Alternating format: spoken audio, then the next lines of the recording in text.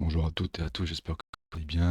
Et bienvenue dans ce briefing date du 17 septembre 2025. Comme d'habitude, nous allons voir le S&P 500, le Nasdaq, le BTC et surtout, nous commençons par un point calendrier économique qui, cette semaine, se résume à une seule date très importante qui est aujourd'hui avec le FOMC de la Fed et avec l'éventuelle baisse des taux.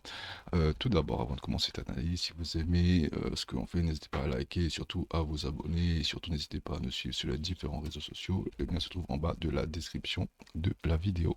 Alors, le S&P 500. Alors, non, on va commencer par le calendrier économique. Donc, comme je le disais en introduction, unique date importante, c'est aujourd'hui avec la décision enfin de la Fed sur les taux d'intérêt. Donc là, le marché price une baisse des taux de 0,25 points.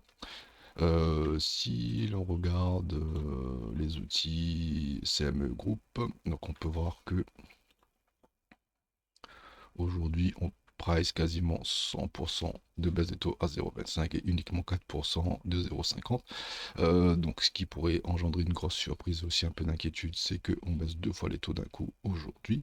Et surtout ce qui va être important de surveiller, c'est le discours de Powell, juste derrière donc la conférence de presse, le FOMC, avec les projections économiques pour voir un petit peu ce que la Fed décide. C'est-à-dire, alors au jour d'aujourd'hui, le marché, on va dire, il price deux baisses des taux de manière assez forte, hein. Donc une baisse des taux ce mois-ci, une baisse des taux au mois d'octobre. Par contre, ce que le marché n'a pas encore pricé, c'est éventuellement une troisième baisse des taux, ce que le CME Group annonce là au jour d'aujourd'hui avec une probabilité de 70%.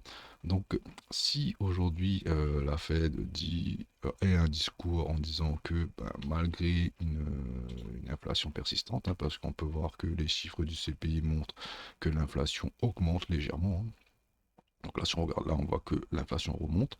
Je vous rappelle que la Fed avait un objectif à 2%. Donc, si aujourd'hui la Fed dit que bon, l'inflation n'est pas un problème, finalement, nous sommes prêts, au lieu d'accepter les 2% d'inflation, nous sommes plutôt prêts à accepter 3%. Et du coup, on considère que le marché du travail est un petit peu compliqué et qu'il faut le relancer. Donc, on va dire que l'inflation est haute, mais on baisse les taux d'intérêt. Donc, on va dire que le pouvoir d'achat des gens vont baisser pendant un moment. Mais sur le long terme, moyen terme, ça permettra en gros de relancer le marché du travail qui, je vous rappelle, les chiffres étaient un petit peu beaucoup en deçà des attentes, notamment les chiffres du NFP et avec le chiffre du chômage qui augmente légèrement. Donc là, le but de la Fed, ça serait de maintenir une inflation assez haute, c'est-à-dire aux alentours des 3%, ce qui est le cas aujourd'hui, et en parallèle de baisser les taux d'intérêt pour pouvoir relancer le marché du travail. Et ça, écoutez, quand l'inflation est forte et que les taux d'intérêt baissent, cela profite au marché actions et au risque de manière générale, c'est-à-dire BTC, Nasdaq, S&P 500, etc. Voilà, donc un petit peu le contexte économique. Donc là, au jour d'aujourd'hui, ce qui serait plutôt favorable pour dans le cas du FOMC, c'est que la Fed dise que en fait, l'inflation à 3%, ça ne pose plus aucun problème. Enfin, ils sont prêts à accepter à 3% et cette inflation. Et derrière, on continue à baisser les taux de manière un peu plus agressive, justement pour venir en aide au marché du travail. Donc voilà un petit peu ce qui pourrait être positif. Pour le marché. Par contre, si le FOMC dit finalement on n'aura qu'uniquement deux baisses de taux cette année et que l'inflation pose toujours problème, là par contre on risque d'avoir un petit réversal sur les marchés.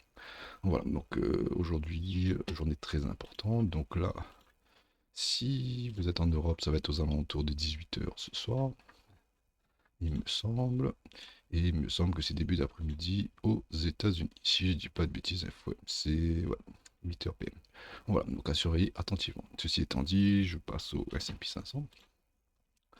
Donc S&P 500 qu'on a vu la semaine dernière, qui était haussier pour moi tant qu'on maintenait ce support, on était bullish. Donc là on peut voir qu'on est venu prendre le plus bas d'il y a deux. D'ailleurs, ça s'est décalé. Hop, c'était ici, je pense. Hop, pardon. ici. Donc là, on est venu prendre le plus bas weekly, le plus haut weekly d'il y a 2 semaines. Et là, on est parti faire un nouvel ATH. Donc l'ATH, ici, on a briqué l'ATH. Donc moi, c'est ce que je m'attendais un peu. La semaine, on avait vu que là, on était sur une expansion. Donc là, si je prends ce range-ci, donc ici et ici, allez, attendez, on va tracer plus ça plutôt comme ceci. On va prendre le dernier mouvement. Hop, et il contraste une expansion de Fibonacci. Hop, on peut voir que là, on s'est arrêté grosso modo au 1,618. Donc là, pour moi, c'est des objectifs importants. Donc là, l'expansion est déjà plutôt bien engagée. Donc après, derrière les objectifs, ça peut être 2,618, les 2% d'expansion, etc., etc. Mais attention, aujourd'hui, jour de FOMC. Donc là, on peut voir qu'il y a une imbalance qui a été créée ici. Alors, je vais la dessiner un petit peu autrement. Hop, hop, hop, hop. Ici et ici. Donc là, une balance ici. Donc là, ici, tant que cette imbalance est maintenue, on a tout ce qu'il faut pour envoyer plus haut et peut-être éventuellement aller chercher les 200% d'expansion de Fibonacci. En tout cas, moi, j'ai pas plus de choses à dire sur le S&P 500. Pour moi, c'est haussier. Mais par contre, il faudra faire très très gaffe au MCMC de ce jour, car si FOMC aujourd'hui on fait ça, on retravaille cette imbalance et on repart positif. Par contre, si au FOMC on fait ça, on récupère d'abord l'ATH, le nouvel ATH qui est aux alentours des 6700 points, et que derrière on fait ça et on explose tout, ça veut dire qu'on est dans un seul de news. Et là, pour le coup, le retracement pourrait se faire en zone de rechargement de ce mouvement-ci, que je vais vous tracer maintenant. Donc on prend ce plus bas et le plus haut du mouvement. Donc on va prendre ici et ici. Et on va dire retracement de Fibonacci. Hop. Hop. Donc éventuellement aussi un retracement assez violent aujourd'hui sur un sell de news. Donc pour moi, la zone de rechargement, elle serait ici entre les 6532 et les 6484. Voilà, donc à surveiller. Donc soit le prix peut partir en to the moon comme on dit et exploser tout, ou soit il peut avoir un gros retracement sur un sell de news pour mieux relancer la machine derrière. Plus à dire, pas de plus de choses à dire sur la S&P 500, je vous propose de passer au Nasdaq. Donc là, le Nasdaq, pareil, un peu la même configuration. Le Nasdaq, alors je ne sais pas pourquoi tous mes se sont décalés, mais je pense que parce que les contrats ont été mis à jour. Alors, si je me permets de remettre ça dans l'ordre rapidement. Donc là, nous avions eu le plus bas weekly ici, c'est ça, et un ATH ici. Donc on est venu prendre le plus bas weekly, on aura lancé la machine. Et ici, donc je vais remettre ça un petit peu ici. Hop, ça on peut l'enlever. Donc là, l'imbalance ici a été bien maintenue. Donc on peut mettre ça ici. Hop. Et hop. Hop. Et tout ça pour dire que ce support qui était ici, nous avons tracé ici, qui correspondait sûrement à une imbalance. Non, ça c'était mensuel weekly. Hop, ici, en tout cas, nous avions vu qu'il y avait un support ici. C'était en 4 heures, je m'en rappelle maintenant. Hop, on passe ici, et c'était une imbalance 4 heures ici. Je ne sais pas pourquoi ça m'a tout décalé. Bref, donc le support 4 heures a bien tenu. On a fait un joli BPR. Le BPR qui est plutôt ici, à mon humble avis. Donc un BPR, c'est une balance baissière qui se transforme en une balance haussière et vice versa. Donc on a maintenu le support, le BP, on a fait un BPR et là on part dans l'expansion. Donc là maintenant, si on regarde l'expansion de ce mouvement, pareil comme tout à l'heure, on trace un Fibonacci, on regarde les expansions. Hop, on va mettre ça dans le bon ordre. Donc là, si on regarde les expansions, on s'est arrêté au 1,27. On va y aller au 1,414 aux alentours des 24 736. Et moi, pour moi, les 25 000 chiffres ronds, ça serait un bel objectif pour moi. Tant que le Nasdaq réintègre pas son range, pour moi c'est bullish, et surtout on a formé une imbalance ici. Tant que cette imbalance est maintenue, pour moi, pas de souci, on va la chercher plus haut.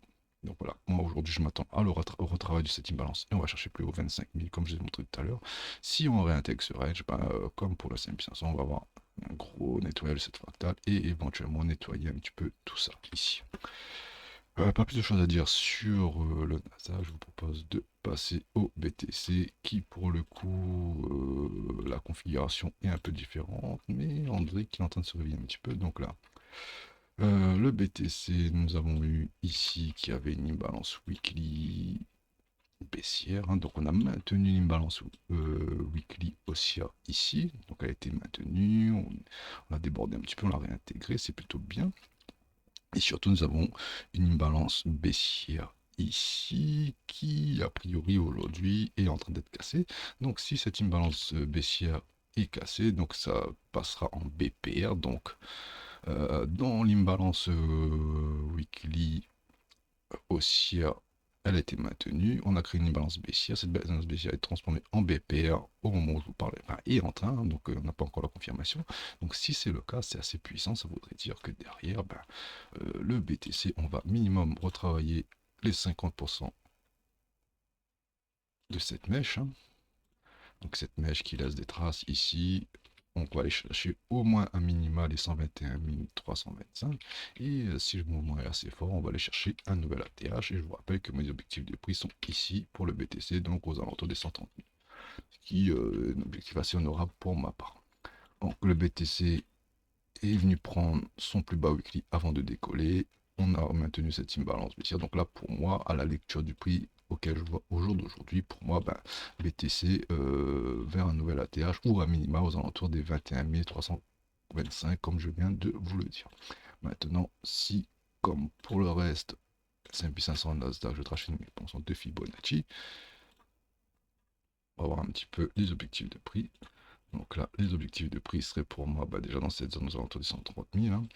Et si on va chercher les 1,618, 135 115, et si on va chercher les deux fois le chiffre d'or, on ira aux alentours des 152 324. Voilà, donc voici un petit peu mes objectifs sur BTC.